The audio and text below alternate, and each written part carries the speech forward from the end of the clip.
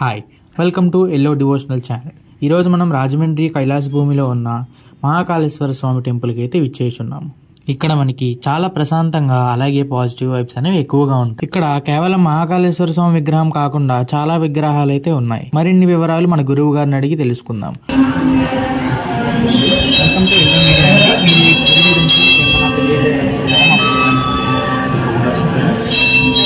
మహాకాళేశ్వరం విగ్రహం జ్యోతిర్లింగం మృత్యుంజయం మహాదేవం శంకరం శుభకార్యం. ఆయన మహాకాళేశ్వర స్వామి వారు. అలాగే ఇక్కడ ప్రతి నిత్యము కూడా జరిగే విశిష్ట కార్యక్రమాలు, అలాగే ఈ ఆలయంలో జరిగే కార్యక్రమాలన్నింటి గురించి కూడా వివరంగా చెప్తాను. ఇది 2022 ఏప్రిల్ 6వ తారీఖు ప్రాణ ప్రతిష్ఠా కార్యక్రమం చేయించుకుని అప్పటి నుంచి కూడా విశేష జనవాహినితో స్వామివారు చక్కగా అందరికీ దర్శనమిస్తూ కొంగు బంగారమై కోరిన కోరికలన్నీ కూడా తీరుస్తూ ఆ మహాకాళేశ్వరుడిగా వెళ్తూ ఉన్నారు. అలాగే ప్రతినిత్యం కూడా స్వామివారికి తెల్లవారుజామున 4 గంటల నుంచి 5:30 గంటల వరకు కూడా స్వామివారికి చితాభస్మంతో అభిషేకం జరుగుతుంది. అంటే మనిషి దహనమైన తర్వాత వచ్చిన విభూతితో స్వామికి అభిషేకం చేయడం అనేది ఇక్కడ చాలా విశిష్టంగా జరిగే కార్యక్రమాల్లో అది పెద్దది. ఇది మధ్యప్రదేశ్లో గల ఉజ్జయిని మహాకాళేశ్వరాలయం జ్యోతిర్లింగాల్లో ఉండేటువంటి ఉజ్జయిని మహాకాళేశ్వరాలయంలో జరుగుతుంది. దాని తర్వాత రాజమహేంద్రవరంలో గోదావరి తీరంలో వెలిసిన ఈ రోటరీ మహాకాళేశ్వరాలయంలోనే జరుగుతుంది. ఇంకెక్కడా కూడా ఈ చితాభస్మాభిషేకం జరగదండి. అలాగే ఈ చూడడానికి కూడా చైర్మన్ పట్టపగల వెంకట్రావు గారు ఒక్క వివాహ నిమిత్తము కూడా ఉజ్జయిని మహాకాళీ క్షేత్రానికి వెళ్ళడం జరిగింది. మహాకాళేశ్వర క్షేత్రానికి వెళ్ళడం జరిగింది. అక్కడ చితాభస్మ అభిషేకాలను చూసి ఆయన ఒక 20 సంవత్సరాల క్రితమే శ్మశాన వాటికలు నిర్మించడం జరిగింది. ఈ గుడి వెనకాలే శ్మశాన వాటిక ఉంటుంది. అలాగే ఇక్కడ నుంచి ఒక 4 కిలోమీటర్ల దూరంలో శ్మశాన వాటిక ఒకటి ఉంటుంది. కోటిలింగాలపేట శ్మశాన వాటిక అంటారు. అలాగే మనకి ఇన్నీస్పేట కైలాస భూమిది, అక్కడ కోటిలింగాలపేట కైలాస భూమి. ఈ 2 కైలాస భూములు కూడా 28 సంవత్సరాల క్రితం ఆయన నిర్మించడం అనేది జరిగింది. మన దగ్గర 2 శ్మశాన వాటికలు ఉన్నాయి కదా, చనిపోయిన వాళ్ళకి ముక్తి కలిగించినట్టు ఉంటుందని చెప్పి ఒక చిన్న శివాలయం కట్టి అక్కడ భస్మాభిషేకం చేద్దాము అని ఆయనకు వచ్చిన సంకల్పం ఇంత గొప్ప ఆలయం నిర్మించడానికి దారి తీసింది. ఆ మహాకాళేశ్వరుడు ఆయనలో దూరి ఇంత పెద్ద గొప్ప ఆలయాన్ని నిర్మించడం అనేది జరిగింది. ఇక్కడ ప్రతి నిత్యము కూడా చితాభస్మంతో అభిషేకం జరుగుతుంది. 4 గంటల నుంచి 5:30 గంటల వరకు.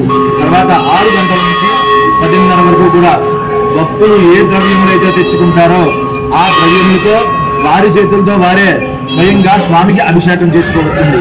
దాని తర్వాత 10:30 నుంచి 11:30 వరకు స్వామివారికి అలంకరణ సేవ జరుగుతుంది. దాని తర్వాత 11:30 నుంచి 1 గంట వరకు కూడా దర్శన ప్రాప్తి అందరికీ కూడా ఉంటుంది. దాని తర్వాత స్వామివారికి మధ్యాహ్న మహానివేదన జరిగి విశ్రాంతి సమయం ఇచ్చి 4:30 నుంచి మళ్ళీ రాత్రి 9 గంటల వరకు కూడా స్వామివారి దర్శనం అలాగే జరుగుతూ ఉంటుంది. ప్రతిరోజు సాయంత్రం 6 గంటల 7 గంటల నుంచి స్వామివారికి ధూపసేవ, చుట్టూ ఉన్న ఉపాలయాలన్నింటికి కూడా ప్రకార సేవా కార్యక్రమం జరుగుతుంది. అలాగే ప్రతిరోజు 12 జ్యోతిర్లింగాల్ని కూడా కలుపుతూ 12 హారతులు ఇవ్వడం అనేది జరుగుతుంది. మనం చూస్తే మీరు పక్కన కార్నర్లో హారతులన్నీ ఉంటాయి. ఆ హారతులన్నీ కూడా స్వామివారికి ఇవ్వడం జరుగుతుంది. ప్రతిరోజు స్వామివారికి జ్యోతిర్లింగాలని కలుపుకుంటూ 12 రకాల హారతులన్నీ కూడా స్వామివారికి ఇవ్వడం జరుగుతుంది. అలాగే నివేదన మంత్రపుష్పాలు, జాడు సృష్టి, ఆశీర్వచనంతో పూర్తయిన తర్వాత మళ్ళీ భక్తులందరినీ కూడా లోపలికి ప్రవేశపెట్టి వాళ్ళందరికీ కూడా దర్శనం ఇచ్చిన తర్వాతే ఆలయానికి స్వామివారికి విశ్రాంతి సేవ జరుగుతుంది. మళ్ళీ ప్రాతకాలంలో 4 గంటల యథావిధిగా స్వామివారి దర్శనం ఉంటుందండి. అలాగే ఇక్కడ మీరు వచ్చిన వెంటనే స్వామివారి రాజగోపురాలు ఉన్నాయి. 4 గోపురాలు, తూర్పు, పడమర, ఉత్తరం, దక్షిణం 4 వెందులా కూడా 4 రాజగోపురాలు. ఒక్కొక్కటి 75 అడుగుల రాజగోపురాలు. స్వామివారి శిఖరము 108 అడుగుల శిఖరం స్వామివారి గోపురం ఉంటుంది. అలాగే చుట్టూ కూడా ఒక ద్వైత అద్వైత సిద్ధాంతం అంటే వైష్ణవతత్వానికి సంబంధించి 32 ఆలయాలు, శివతత్వానికి సంబంధించి 32 ఆలయాలు నిర్మించడం అనేది జరిగింది. గణపతి దగ్గర నుంచి ఆది శంకరాచార్యుల వరకు ఉంటారండి. అక్కడి దాకా కూడా శివతత్వానికి సంబంధించిన ఆలయాలు. అలాగే విశ్వక్షణుడి దగ్గర నుంచి రామానుజాచార్యుల వరకు కూడా విష్ణుతత్వానికి సంబంధించిన ఆలయాలు ఉంటాయి. ఏ గుడిలోనూ కూడా మీరు చూడటువంటి అద్భుతమైన నవగ్రహాలు ఇక్కడ దర్శనమిస్తాయండి. భార్య వాహన సహిత నవగ్రహాలు కూడా అక్కడ మీకు దర్శనమిస్తాయి. అలాగే మన మహాకాళేశ్వరుడినే ఒక 8 అడుగుల ఒక శివుడు విగ్రహం ఉంటుందండి. దాని మీద 9 రకముల పాములతో స్వామివారు మనకి దర్శనమిస్తారు. అలాగే 4 వెంపుల స్వామివారికి ఇదే విధంగా 4 వేదాలకి ప్రతీతగా 4 ద్వారములు నిర్మించడం అనేది జరిగింది. ప్రతి ద్వారంకి కూడా ఆ పరమేశ్వరుడు దర్శనం ఉంటుంది. ప్రతి ద్వారంకి కూడా ఆ పరమేశ్వరుడు దర్శనం ఉంటుంది. అలాగే ముందుగా స్వామివారు భక్తులకు కాదని దర్శనం నందీశ్వరుడికి ఇస్తాడు. కాబట్టి ముందుగా నంది, తర్వాత ఆయన ఆయుధమైనటువంటి త్రిశూలము, తర్వాత బలిపీఠము, ధ్వజస్తంభము, అలాగా 4 వెంపుల 4 ఉపమండపములతో చక్కగా ఆలయం నిర్మించడం అనేది జరిగిందండి. భక్తులు ఎవరైతే వస్తారో వారందరికీ కూడా వారు స్వయంగా తెల్లవారుజామున సాంప్రదాయ వస్త్రములతో వస్తే, మగవారు పంచపట్టుకుని వస్తుంటే వారు కూడా చితాభస్మ అభిషేకంలో పాల్గొనే అవకాశం ఉందండి. మన గురువు గారికి ఎంత మంచి సమాచారం ప్రయత్నం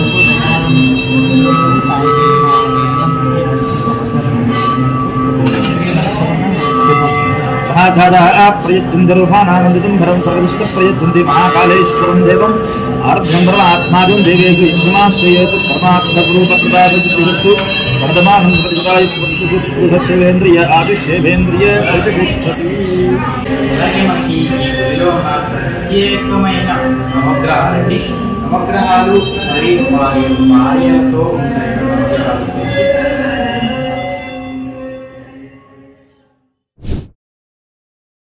ఓకే అండి, మన గురువు గారు చెప్పినట్టు ఇప్పుడు 9 నాగసర్పాలు కలిగి ఉన్న శివయ్య విగ్రహాన్ని చూడడానికి వెళ్దాం రండి.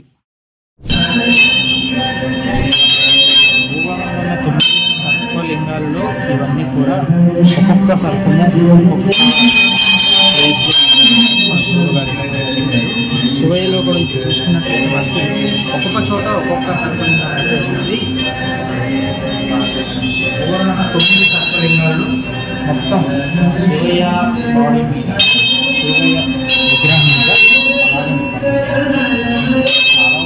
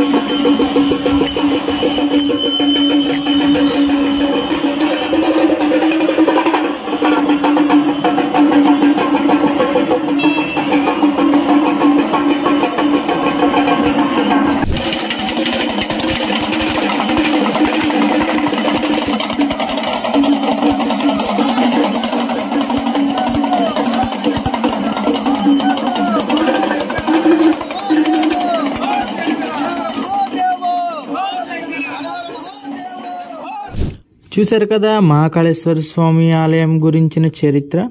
ఇలాంటి మరిన్ని అప్డేట్స్ కొరకు ఎల్లో డివోషనల్ ఛానల్ని సబ్స్క్రైబ్ చేయండి.